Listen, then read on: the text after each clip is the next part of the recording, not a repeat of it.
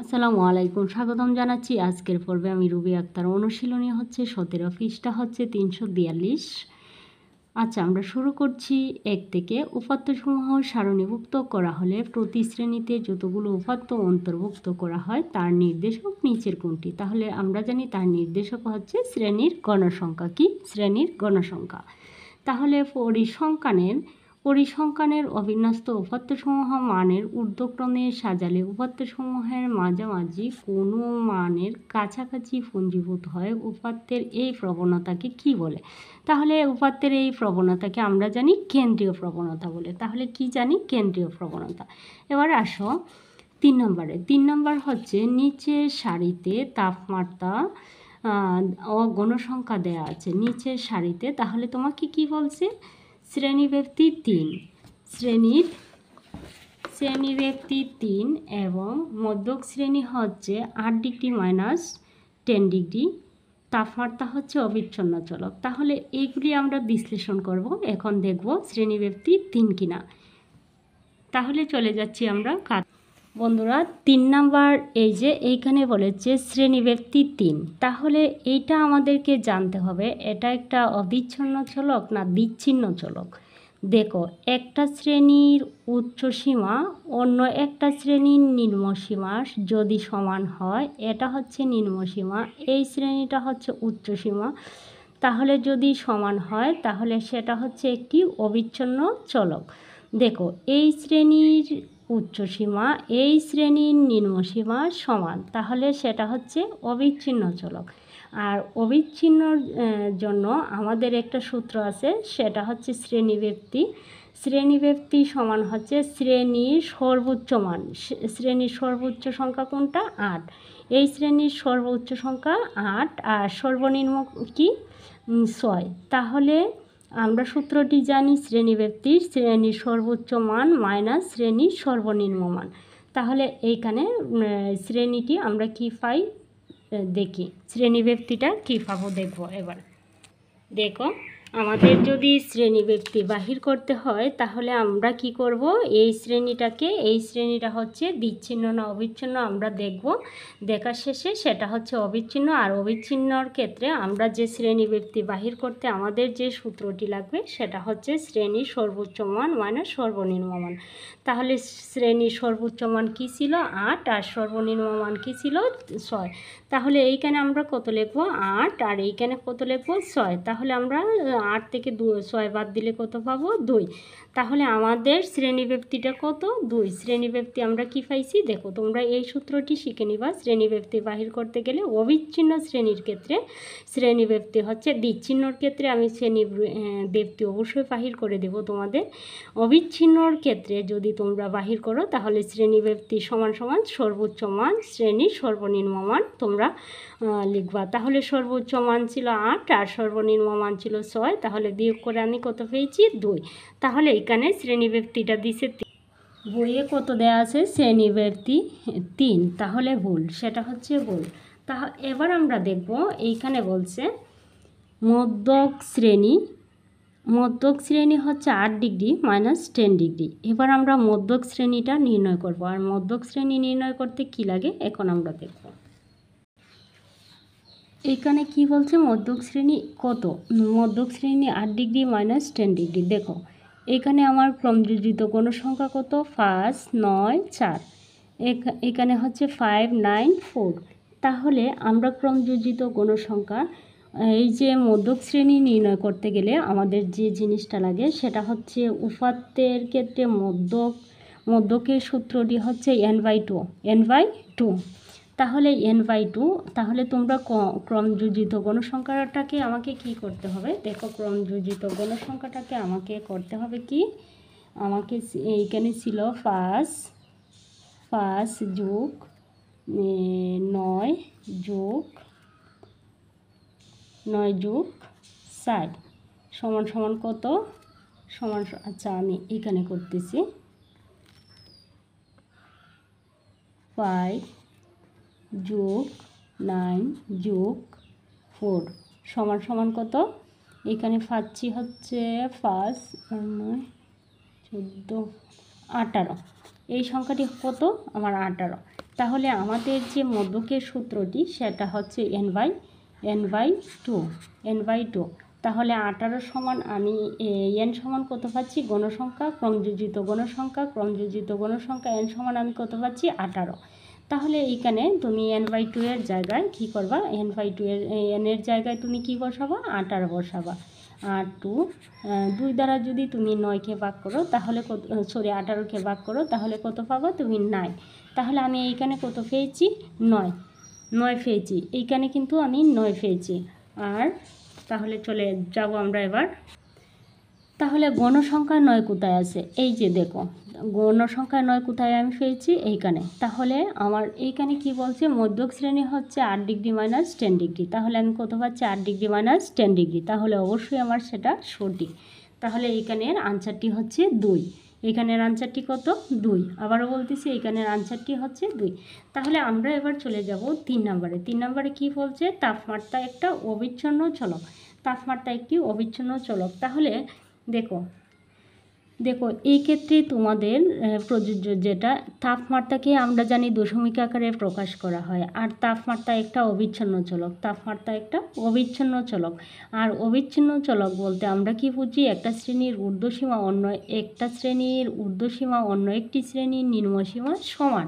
দেখো এইখানে 8 একটা শ্রেণীর ঊর্ধ্বসীমা, এই শ্রেণীটার ঊর্ধ্বসীমা এই শ্রেণীটার নিম্নসীমার সমান, এই শ্রেণীটার ঊর্ধ্বসীমা এই শ্রেণীটার নিম্নসীমার সমান, সুতরাং এটি একটি অবিচ্ছিন্ন চলক। তাহলে তাপমাত্রা অবিচ্ছিন্ন চলক। তাহলে 2 এবং 3 আমার সঠিক ক্ষেত্রে প্রযোজ্য, এই দুইটা আনসার হচ্ছে 2 এবং 3 হচ্ছে সঠিক আনসার। তাহলে আমাদের আনসারটি হচ্ছে এটি হচ্ছে আমাদের সঠিক আনসার, গ নাম্বারটা হচ্ছে আমাদের সঠিক আনসার।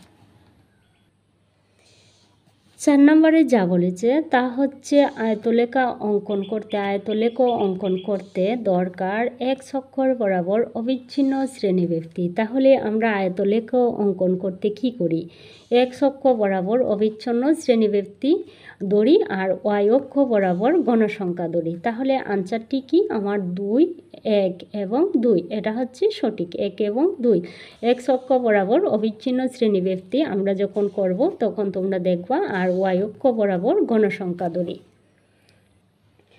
দেখো এইখানে বলেছে উপাত্তের ক্ষেত্রে প্রচুরক কোনটি, তাহলে উপাত্তের ক্ষেত্রে প্রচুরক কোনটি, কেন্দ্রীয় প্রবণতার পরিমাণ, সবচেয়ে বেশিবার উপস্থিতি মান। দেখো আমরা জানি একটা উপাত্তে যদি একটা সংখ্যা 2-এর অধিকবার থাকে, যে সংখ্যাটা সবচাইতে বেশিটা থাকবে সেটাই হচ্ছে প্রচুরক। তাহলে সবচেয়ে বেশিবার উপস্থিত যার মান সেটাই হচ্ছে প্রচুরক। তাহলে 2 নম্বরটা হচ্ছে আমাদের 5-এর ক্ষেত্রে সঠিক।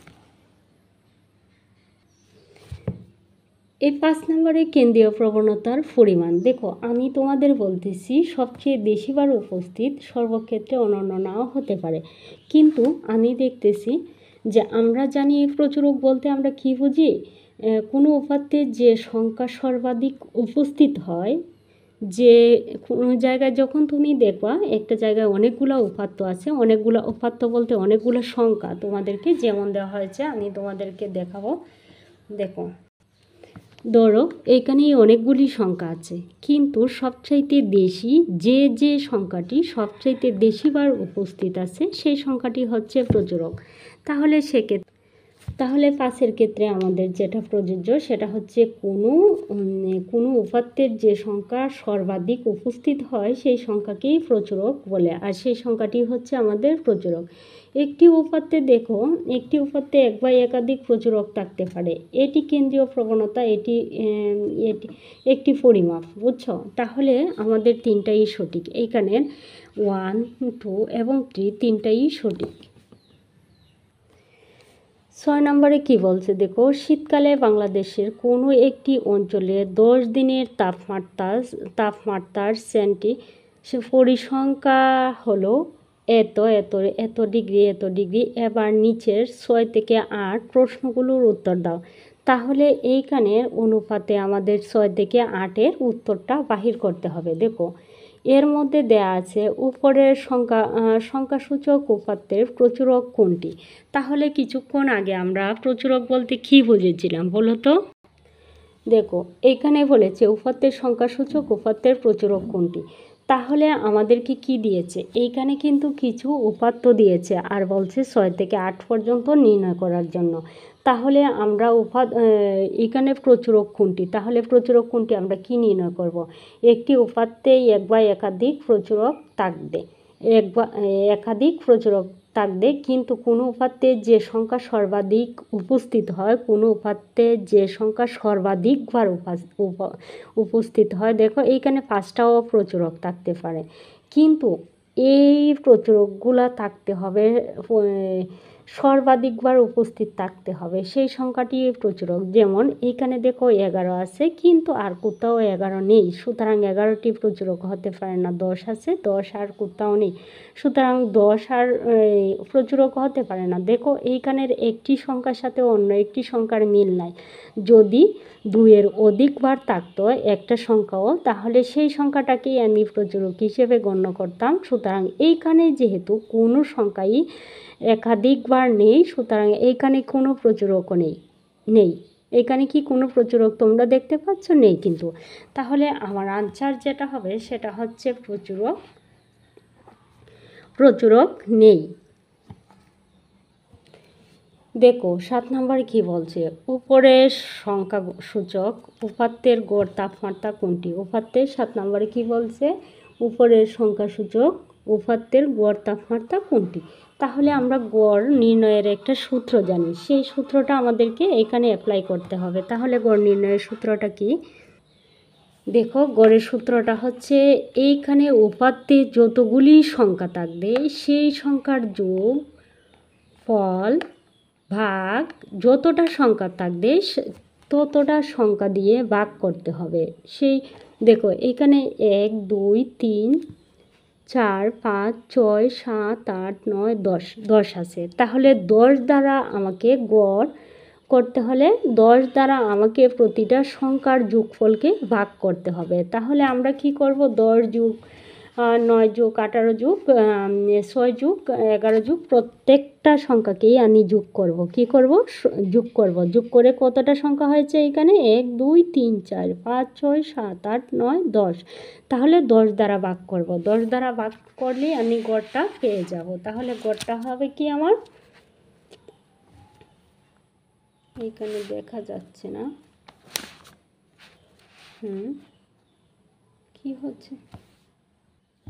দেখো তোমরা প্রতিটা সংখ্যাকে কি করে নিবা? যোগ করে নিবা। যোগ করে আমি কত পেয়েছি? 95। তাহলে 95কে আমি কি করব? 10 দ্বারা ভাগ করব।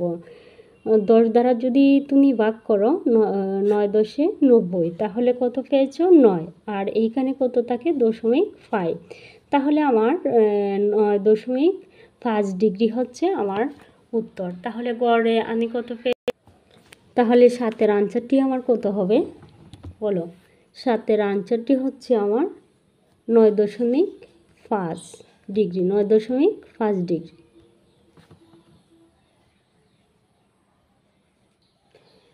দেখো আমি আবারও বলতেছি, এখানে কিন্তু তোমাদেরকে বলছে 6 থেকে 8 পর্যন্ত করতে।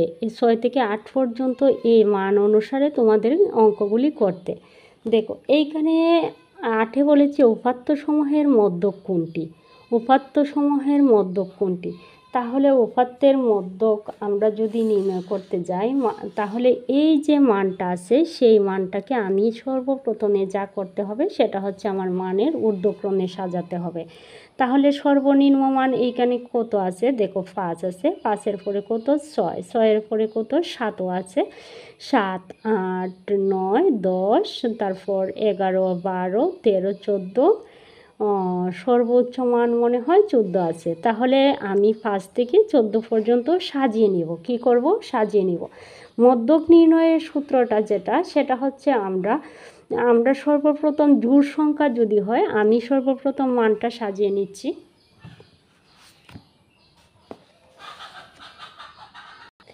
দেখো আমাদেরকে বলছে মধ্যক নির্ণয় করতে, তাহলে আমরা কি করলাম, মানের ঊর্ধ্বক্রমে সাজালাম। 1 থেকে 14 পর্যন্ত আমি সংখ্যাগুলিকে কি করলাম, সাজালাম। দেখো সাজিয়ে নিলাম। এই সাজানোর শেষে আমরা দেখব গুণে 1 2 3 4 5 6 7 8 9 10 এইখানে সংখ্যাগুলি আসলে কতটা সংখ্যা আছে, তাহলে 10টা। 10 হচ্ছে একটা জোড় সংখ্যা, আর জোড় সংখ্যা হলে মধ্যক হবে 2টা, মধ্যক হবে 2টা, আর বিজোড় সংখ্যা হলে মধ্যক হবে 1টা। তাহলে যেহেতু জোড় সংখ্যা হচ্ছে, সেক্ষেত্রে মধ্যক আমাকে কি করে নির্ণয় করতে হবে, মধ্যক 2টা হবে। তাহলে দেখো এইখান থেকে তুমি যতটা সংখ্যা সরাবা, এখান থেকে যতটা সংখ্যা তুমি বাদ দিবা, এদিক থেকেও তোমাকে ততটা সংখ্যা বাদ দিতে হবে। আর মাঝখানের যে সংখ্যাটি থাকবে সেই সংখ্যাটি হবে তোমার মধ্যক সংখ্যা। তাহলে এই সংখ্যা সাথে তোমাকে 10-এর সাথে 9-এর সাথে 10 যোগ করে 2 দ্বারা ভাগ করতে হবে। 9-এর সাথে 2, আর দ্বিজোড় সংখ্যা হলে মধ্যক তোমার কত হতো, যদি এই সংখ্যাটি দ্বিজোড় হতো তাহলে তোমার 10ই মধ্যক হতো। তাহলে এখন যেহেতু জোড় সংখ্যা আমি পেয়েছি, উপাত্তগুলোকে মানের ঊর্ধ্বক্রমে সাজিয়ে, সুতরাং এই দিক থেকে যতটা সরাতে হবে এই দিক থেকেও ততটা সংখ্যা সরাতে হবে। দেখো এই দিক থেকে আমি 4টা বাদ দিয়েছি, এই দিক থেকে আমি 4টা বাদ দিয়েছি। আর মাঝখানের যেহেতু জোড় সংখ্যা, সেজন্য আমি 2টা সংখ্যাকে মধ্যক নিয়েছি। এই 2টা সংখ্যা অতএব মধ্যক সমান আমি কি লিখেছি, 9 যোগ 10 যোগ করে আমি কত পেয়েছি, 19 পেয়েছি। 19কে কত দ্বারা ভাগ করেছি, 2 দ্বারা। 19কে ভাগ করে আমি কত পেয়েছি, 9.5। তাহলে আমার মধ্যক শ্রেণী কত, 9.5 ডিগ্রি।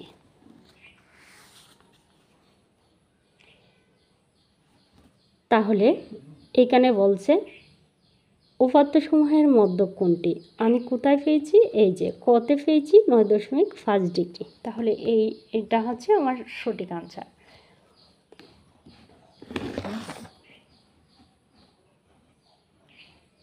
এবার আমরা 9-এ চলে যাব।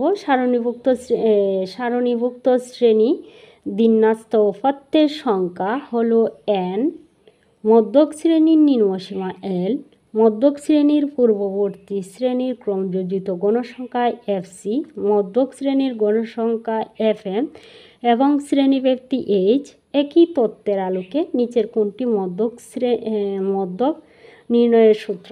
তাহলে আমরা জানি মধ্যক নির্ণয়ের সূত্র হচ্ছে l plus n/2 minus fc into h/fm। এটা হচ্ছে মধ্যক শ্রেণী নির্ণয়ের সূত্র, মধ্যক নির্ণয়ের সূত্র ক।